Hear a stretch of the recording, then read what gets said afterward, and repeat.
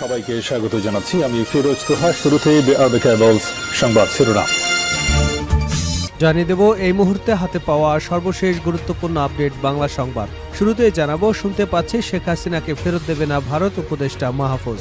অন্তর্বর্তী সরকারের উপদেষ্টা মাহফুজ আলম বলেছেন, শুনতে পাচ্ছি ছাত্র জনতার অভ্যুত্থানে পালিয়ে যাওয়া সাবেক প্রধানমন্ত্রী শেখ হাসিনাকে ফেরত দেবে না বলে রাজনৈতিক সিদ্ধান্ত নিয়েছে ভারত। রোববার পররাষ্ট্র মন্ত্রণালয়ে নতুন বাংলাদেশ গঠন, সংস্কার ও পররাষ্ট্রনীতি শীর্ষক সংলাপে তিনি সাংবাদিকদের একথা বলেন। এবারে জানাবো, সচিবালয়ে অগ্নিকাণ্ড, তদন্ত রিপোর্ট হস্তান্তর সোমবার। অন্তর্বর্তী সরকারের প্রধান উপদেষ্টা উপপ্রেস সচিব মোহাম্মদ আবুল কালাম আজাদ মজুমদার বলেছেন, সচিবালয় অগ্নিকাণ্ডের ঘটনায় গঠিত তদন্ত কমিটি প্রাথমিক রিপোর্ট সোমবার প্রধান উপদেষ্টার কাছে হস্তান্তর করবেন। তদন্ত কাজ এই মুহূর্তে খুবই সাকসেসফুল চলছে। রোববার বিকেলে রাষ্ট্রীয় অতিথি ভবন যমুনার সামনে এক সংবাদ সম্মেলনে একথা বলেন তিনি। জানাবো, তারেক রহমানকে বিদেশে থাকতে বাধ্য করেছে স্বৈরাচার হাসিনা। বিএনপির ভাইস চেয়ারম্যান শামসুজ্জামান দুদু বলেছেন, তারেক রহমানকে দীর্ঘ 17 বছর দেশে আসতে না দিয়ে বিদেশে থাকতে বাধ্য করেছে স্বৈরাচার শেখ হাসিনা। আমাদের নেতা প্রমাণ করেছেন বাংলাদেশে বিএনপি সর্ববৃহৎ দল। তিনি প্রমাণ করেছেন তার সহকর্মী এবং দলের নেতারা জীবন দিয়ে দেশের সার্বভৌমত্ব রক্ষা করেছেন। দেশের গণতন্ত্র রক্ষায় আন্দোলন চালিয়ে যাচ্ছেন তারা।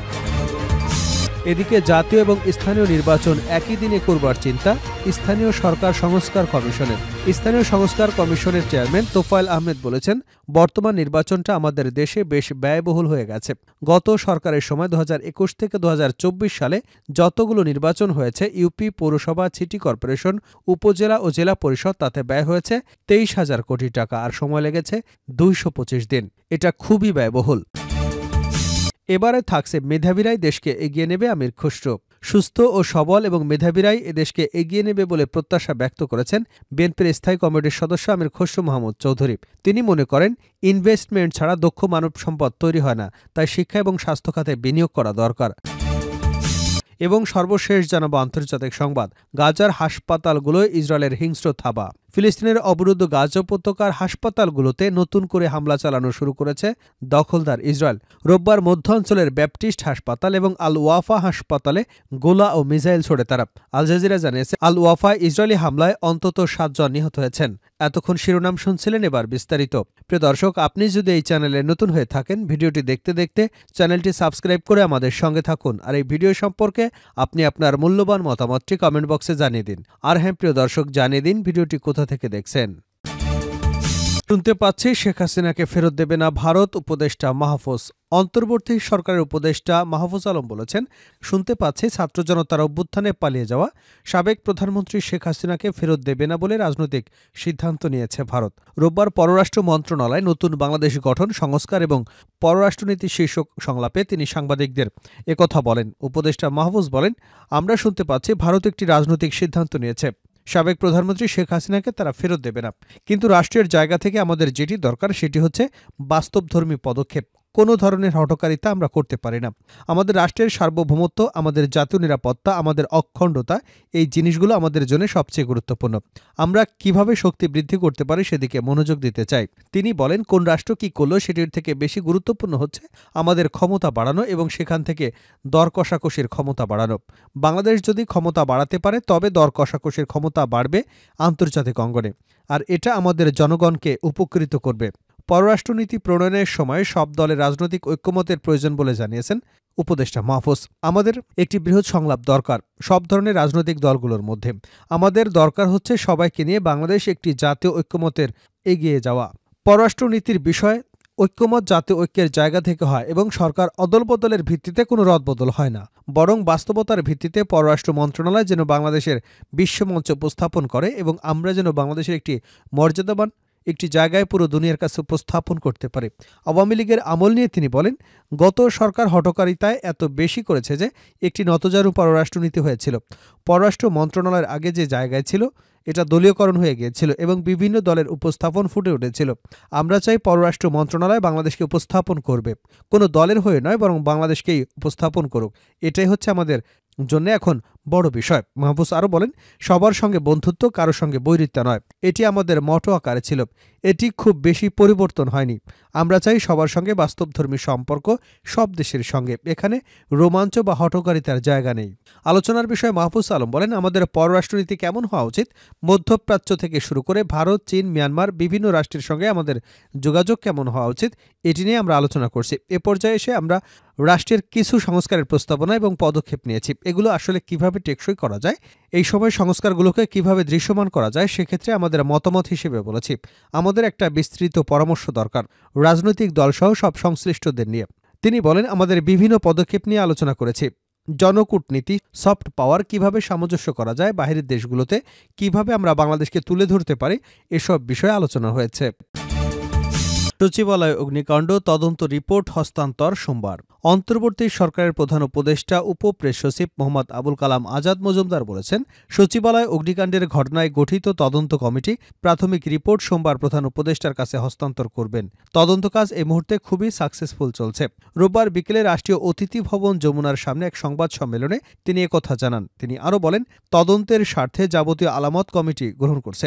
এর মধ্যে কিছু আলামত দেশে পরীক্ষা নিরীক্ষা করা হচ্ছে। প্রয়োজন হলে কিছু আলামত বিদেশেও পরীক্ষা করা হবে বলে কমিটি সংশ্লিষ্টরা জানিয়েছেন। প্রশ্নের জবাবে আজাদ মজুমদার বলেন, সচিবালয়ে অগ্নিকাণ্ডের ঘটনায় তদন্ত কমিটির রিপোর্ট তার প্রধান উপদেষ্টার কাছে জমা দেবেন। এরপর প্রধান উপদেষ্টা এ বিষয়ে পদক্ষেপ নেবেন। সাংবাদিকদের কার্ড প্রসঙ্গে তিনি বলেন, কার্ড তো বাতিল করা হয়নি, বরং সরকার রিভিউ করবার সিদ্ধান্ত নিয়েছে।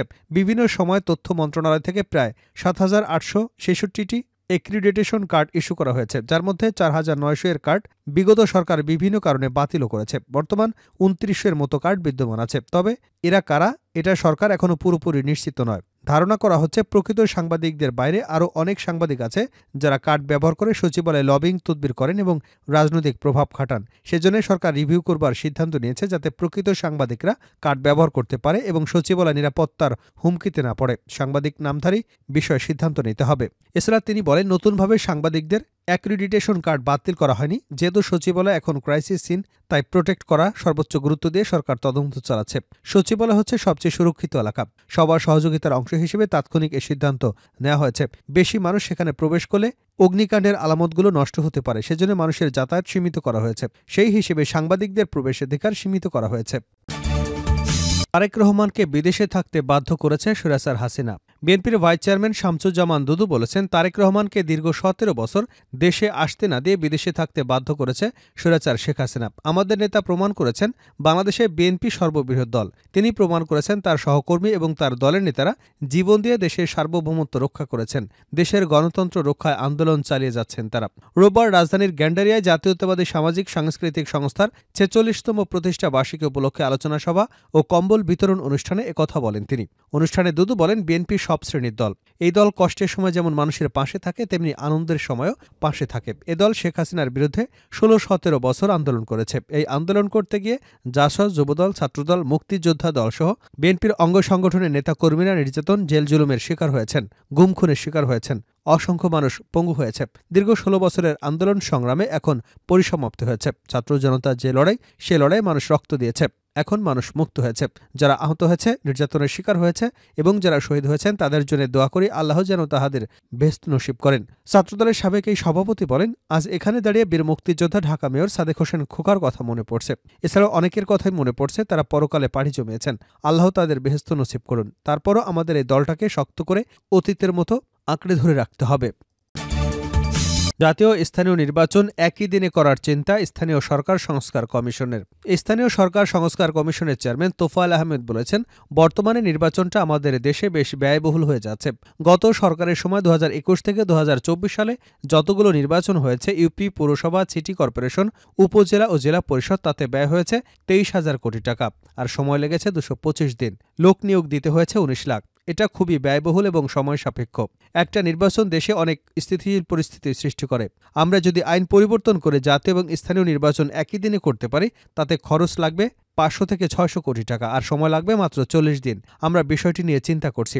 রোববার দুপুরে চট্টগ্রামে হোটেল পেনিনসুলা স্থানীয় সরকার সংস্কার কমিশন, স্থানীয় সরকার বিভাগ এবং জেলা প্রশাসনের যৌথ উদ্যোগে এবং ইউএনডিপির সহযোগিতায় স্থানীয় সরকার সংস্কার বিষয়ক মতবিনিময় সভা শেষে সাংবাদিকদের এসব কথা বলেন তিনি। এতে স্থানীয় জনপ্রতিনিধি, প্রশাসনের বিভিন্ন পর্যায়ের কর্মকর্তা, শিক্ষক সুধীজনের বিভিন্ন ধরনের প্রস্তাব তুলে ধরেন। একজন সাবেক উপজেলা ভাইস চেয়ারম্যান ইউনিয়ন পর্যায়ের নির্বাচনে ন্যূনতম শিক্ষাগত যোগ্যতা মাধ্যমিক বেঁধে দেওয়ার প্রস্তাব করেন। অপর আরেকজন জনপ্রতিনিধি উপজেলা পরিষদে এমপিদের অযাচিত হস্তক্ষেপ বন্ধ করবার দাবি করেন। এ সময় মহিলা ভাইস চেয়ারম্যান পরিষদে কাজ করবার ক্ষমতা এবং গাড়ির সুবিধা প্রদানের দাবি জানানো হয়। এছাড়া অন্যরা না ভোট চালুসহ বেশ কিছু প্রস্তাবনা তুলে ধরেন।